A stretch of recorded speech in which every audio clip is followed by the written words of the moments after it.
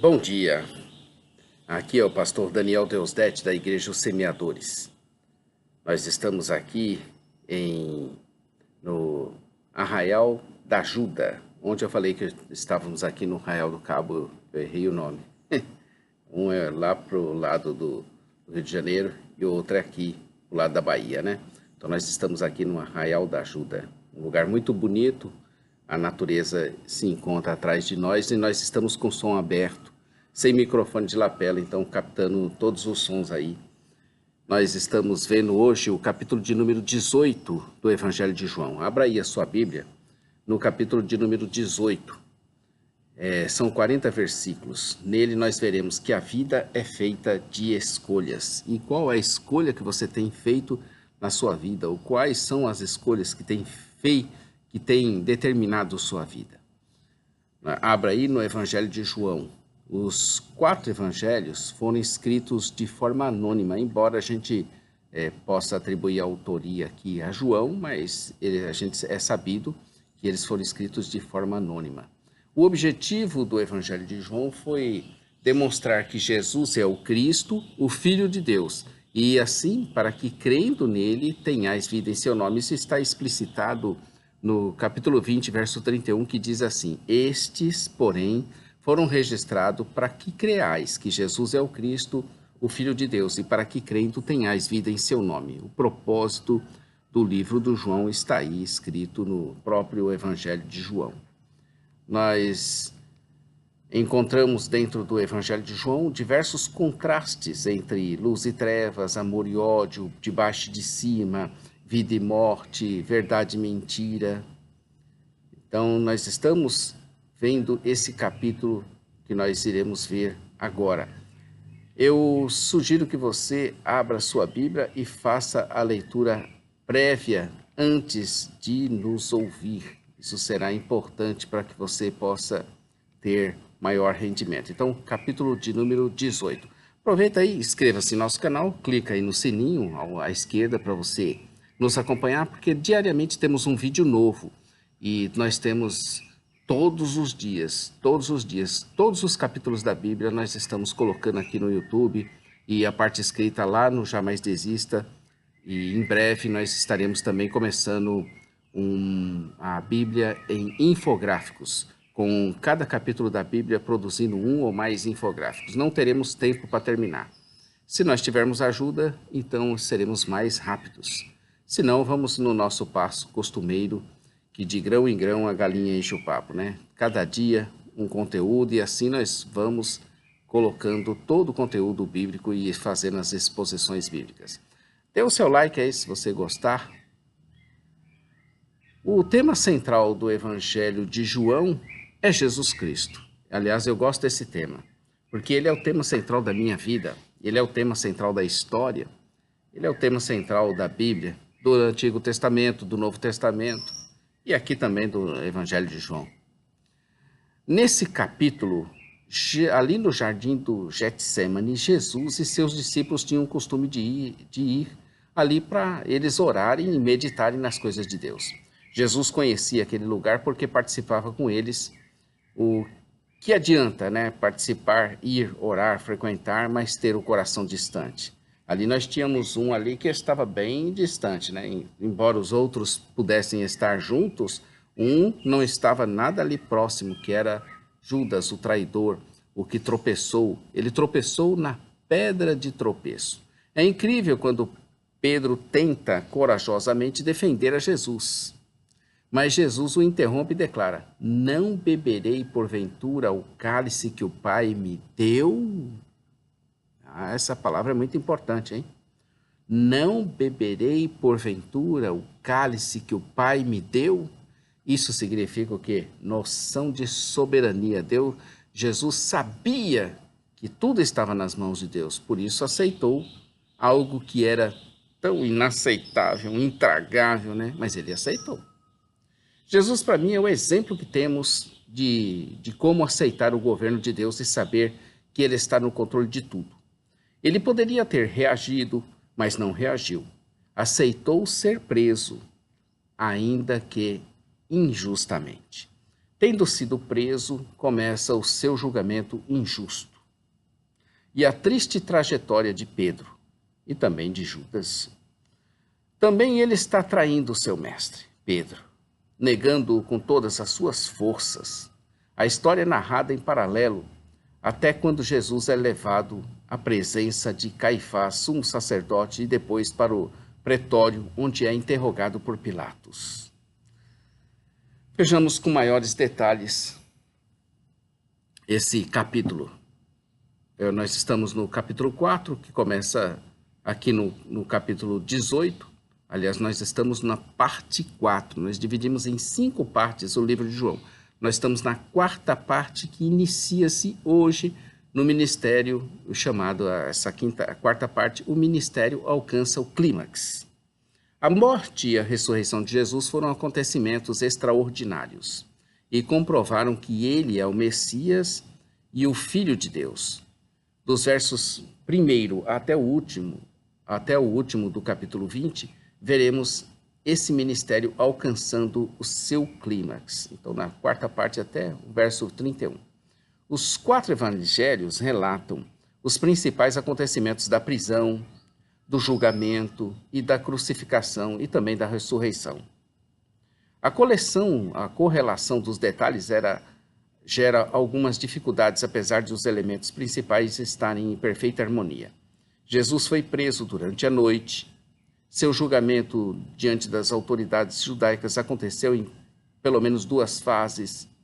E foi durante o julgamento que Pedro negou o Senhor 3 vezes. O julgamento diante das autoridades seculares aconteceu em 3 fases e Jesus foi executado pelos soldados de Pilatos. Foi sepultado no túmulo de José de Arimateia e, no início da semana, ressuscitou de entre os mortos e foi visto com vida, com vários aparecimentos aos seus discípulos. Nenhuma das dificuldades de correlação dos detalhes é insuperável, mas em vários casos mais de uma explicação é possível. E diante da falta de informações mais detalhadas é difícil escolher uma delas. Dividiremos essa 4ª parte em algumas seções principais, são 3.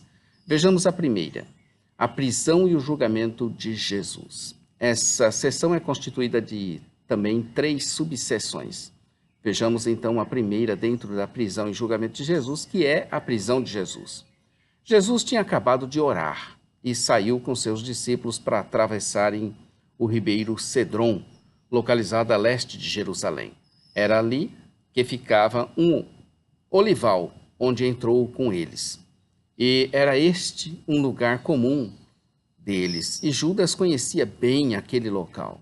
Judas sabia que estariam ali orando e levou toda a escolta e alguns guardas dos fariseus e sacerdotes, provavelmente os mesmos guardas do templo mencionado em 7, 32 e 45.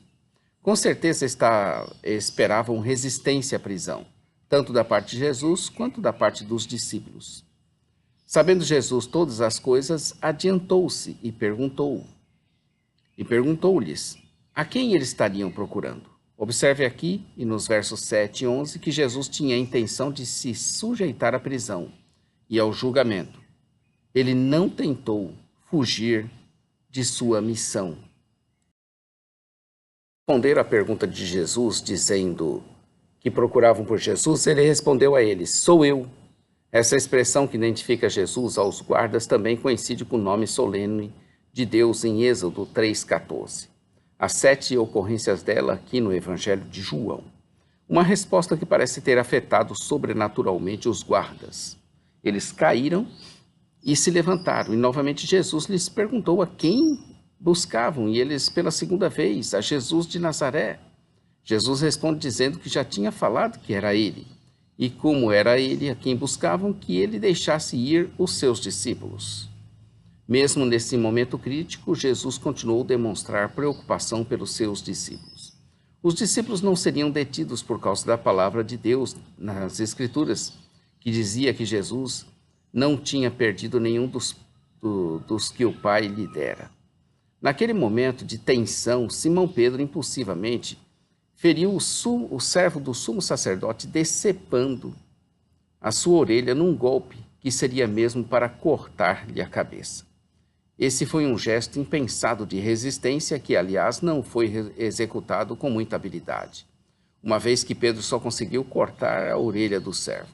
Somente Lucas relata que Jesus curou esse homem. E apenas João registra que Pedro tinha consigo uma espada e que o nome dele, do servo, era Malco. Jesus mesmo, aliás, interrompe o que poderia ser ali um massacre e ordena Pedro a meter a espada na bainha. Não se trata de uma negação do direito de defesa própria ou resistência civil. Jesus havia vindo ali para dar a sua vida em resgate por muitos e não seria dissuadido dessa tarefa. Jesus redargue: não beberei, porventura, o cálice da ira de Deus? Sem dúvida, o cálice da ira de Deus, o cálice que Jesus escolheu beber, não era apenas da morte, mas também da ira de Deus contra o pecado. Ah, que dor! Que dor terrível teve que suportar o meu Senhor por mim, o pecador. Que dor terrível teve que suportar Jesus por todos nós.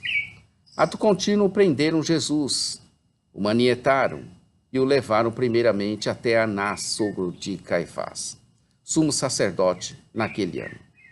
Anás era um dos líderes judeus mais influentes da época. Apesar de ter sido deposto do cargo de sumo sacerdote pelos romanos, ainda era conhecido por esse título. É difícil determinar se o verso 13 e os versos 19 a 24 correspondem a uma das fases separadas do julgamento de Jesus diante das autoridades judaicas.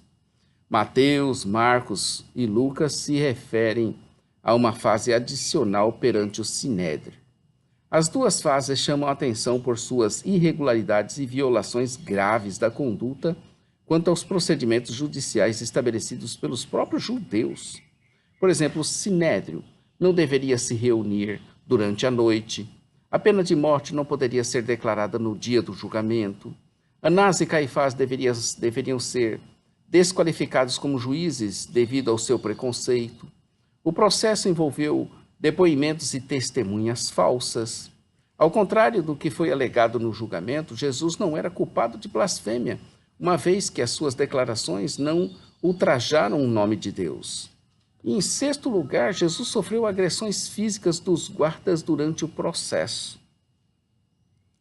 Além de tudo isso, o Sinédrio não tinha permissão para se reunir e julgar crimes passíveis de morte, na véspera do sábado ou dias festivos.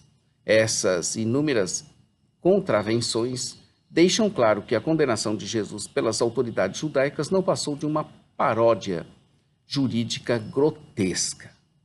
Tanto Simão Pedro quanto o outro discípulo acompanhavam de perto o que aconteceria com Jesus. Provavelmente esse outro era o próprio João, uma vez que, dentre os três mais próximos de Jesus, Tiago, Pedro e João, apenas ele não é mencionado pelo nome nesse evangelho. João era conhecido do sumo sacerdote e pôde entrar e seguir Jesus para ver o que lhe aconteceria. João tinha acesso ao palácio a ponto de receber permissão para entrar com uma acompanhante. Assim Pedro pôde também entrar. Verso 16. A moça encarregada da porta que autorizara Pedro entrar, por pedido de João, dirigiu uma pergunta para ele: você não é um dos discípulos desse homem? Ele respondeu: não sou. O relato das negações de Pedro é interrompido nos versos 19 ao 24 para dar lugar a uma descrição de um aspecto específico do julgamento judaico. Os outros evangelhos tratam dessas negações num único parágrafo contínuo. Ao que parece, trata-se de três conjuntos de negações e não apenas três frases negativas proferidas por Pedro, algo que se esperaria diante das circunstâncias, pois várias pessoas estavam circulando pelo pátio e se aproximando do fogo para se aquecerem. Esses conjuntos podem ser organizados de diversas formas, todas igualmente válidas, de modo a resultar no número 3, conforme fora predito por Jesus no capítulo 13, verso 38.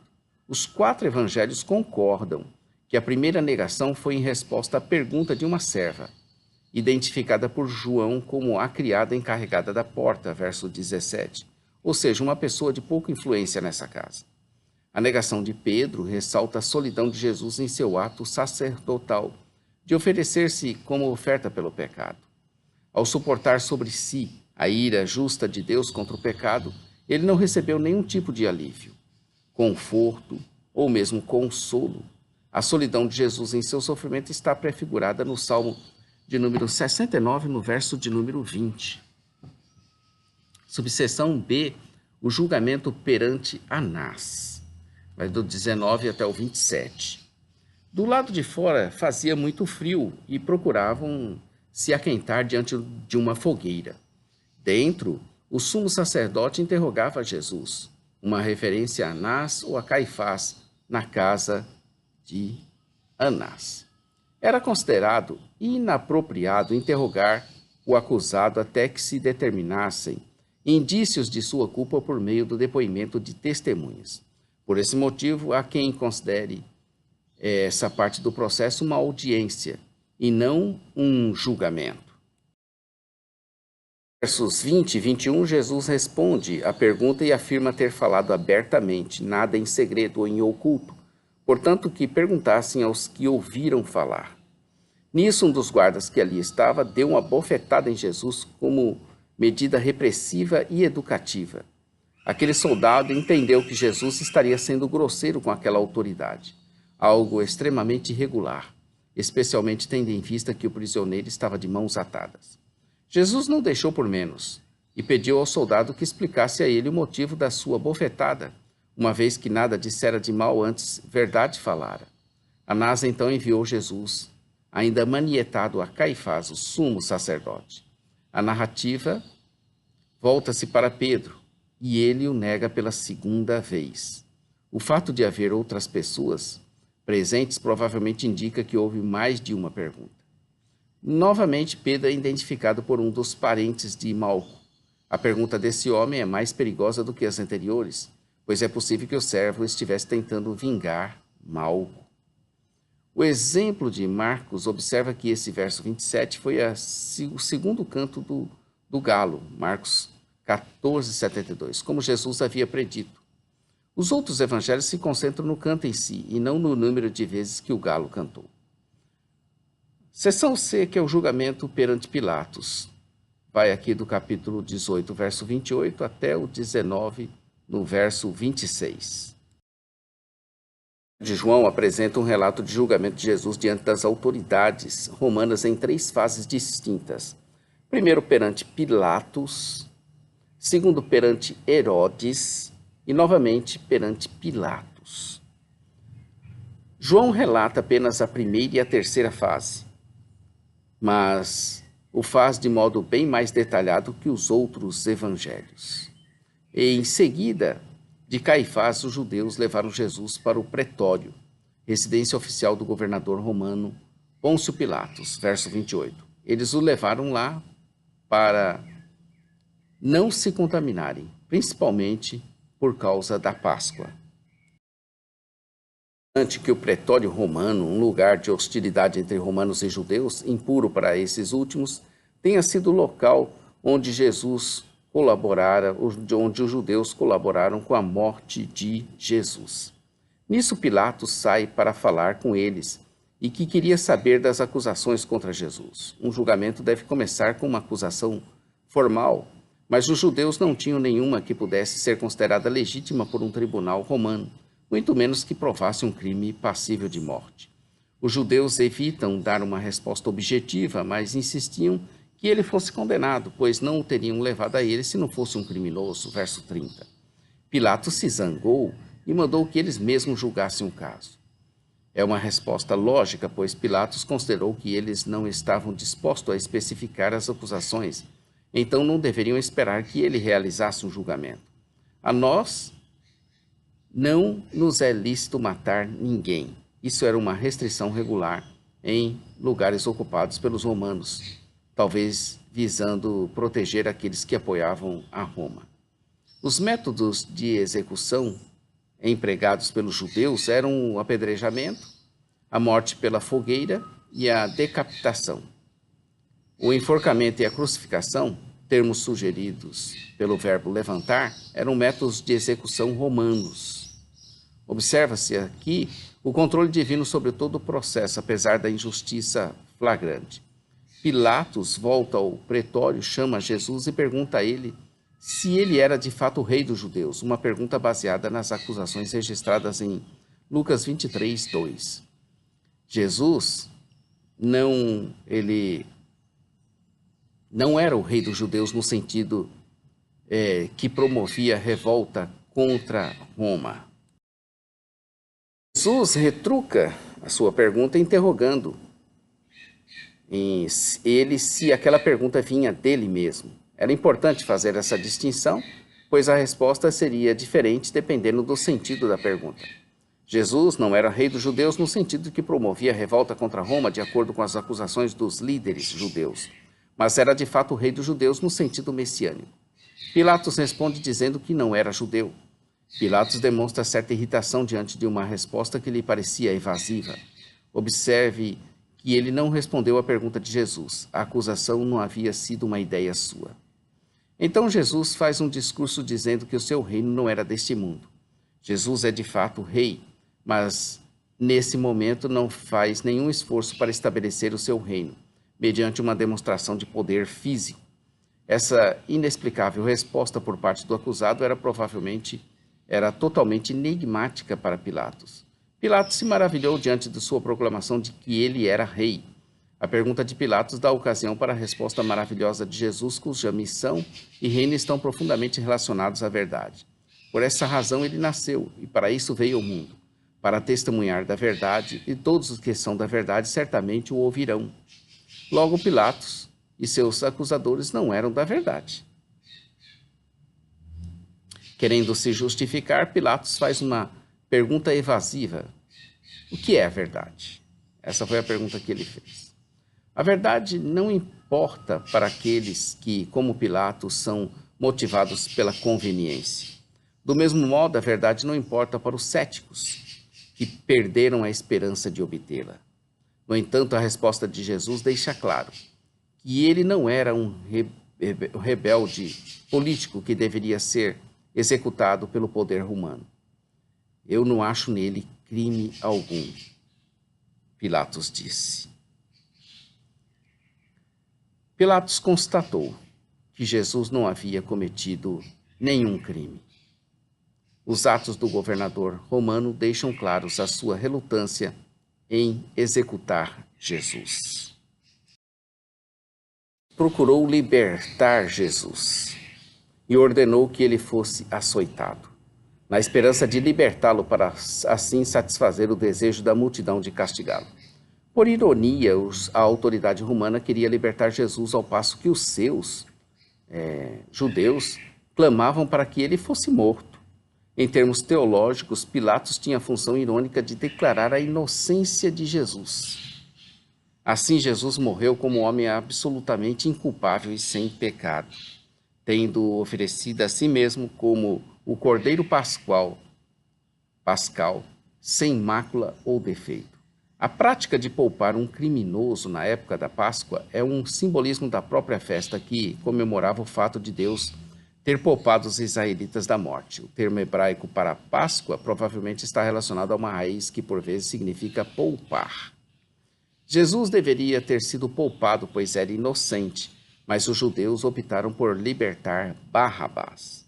Do mesmo modo, é muito importante compreender que os pecadores arrependidos são poupados eternamente da ira justa de Deus, porque Jesus sofreu sobre si o castigo dessa ira em nosso lugar. Ali diante de Pilatos estavam dois criminosos, e um deles, por costume local, poderia ser liberto por ocasião da Páscoa, e ele deixou essa escolha para o povo. Qual dos Jesus deveria ser liberto? Qual dos Barrabás? Jesus o Cristo ou Jesus Barrabás? Barrabás significa filho do Pai. Jesus, o verdadeiro filho do Pai, morreu no lugar desse criminoso. É muito curioso, né? Nós temos ali dois Jesus. Um que é o Cristo e o outro que é o Barrabás. E nós temos ali dois filhos, dois Barrabás, dois filhos do Pai. Um do Pai Celestial, outro do Pai não celestial. Eles escolheram Barrabás, o bandido, o outro. E você? Não dá para fugir para sempre. Escolha agora. Essa é a sua hora oportuna. Não tenha medo. Não faça como aquela multidão que escolheu o outro. Escolha Jesus, que hoje fala contigo por esse canal.